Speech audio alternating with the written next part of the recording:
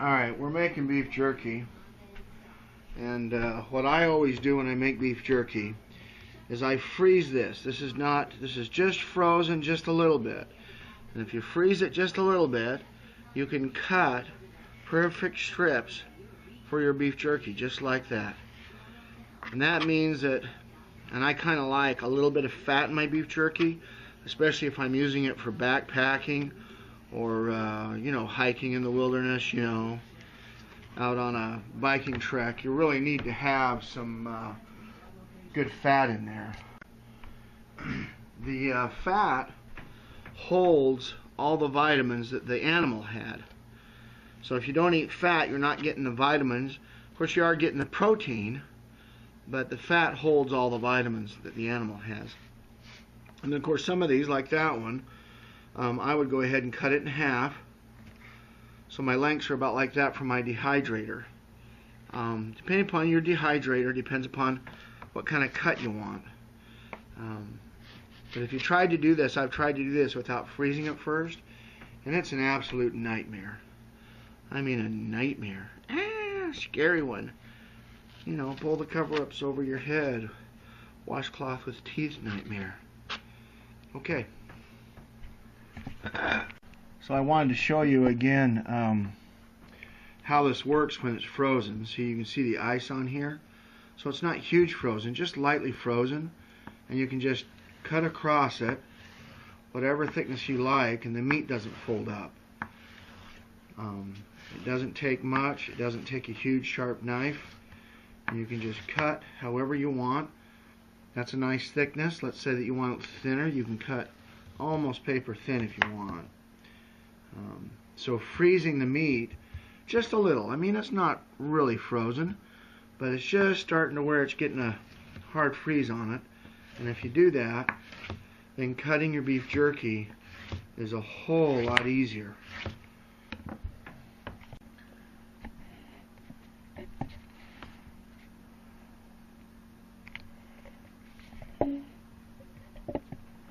Alright, so after you get your beef cut, then what I like to do is I like to kind of cull through it and make sure that these are the cuts that I want.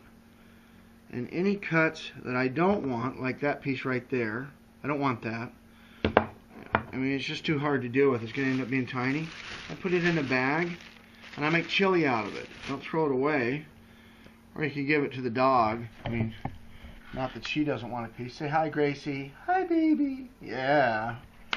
Yeah, she'd love a piece of this. Good luck. So I take it and I put it on a plate.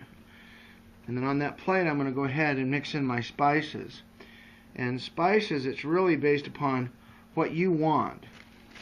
That's chili meat there. I'll have some nice chili tomorrow. Let's talk about spices for a minute. Spices are an individual's choice. I have a friend that makes beef jerky. Everybody likes his beef jerky. I can't stand his beef jerky because truly it's just, oh, piece for the dog. There we go. It's too salty and too much pepper. And I just don't like that. But there's a lot of people that do. So, to each his own.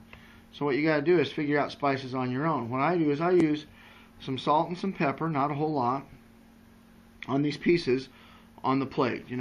I take the pieces on the plate right here, and I'll salt and pepper them and stir them around. And then I like to add some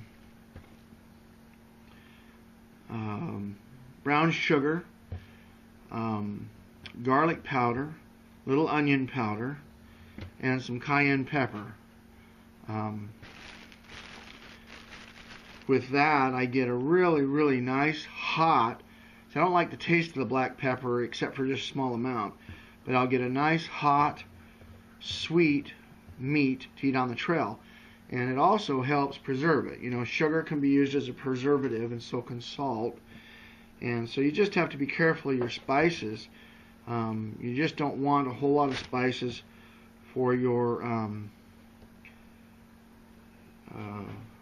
so that's what we ended up with. We ended up with these few pieces here. And we'll put those in the chili bag for tomorrow. I got some beans soaking already, and that'll be good.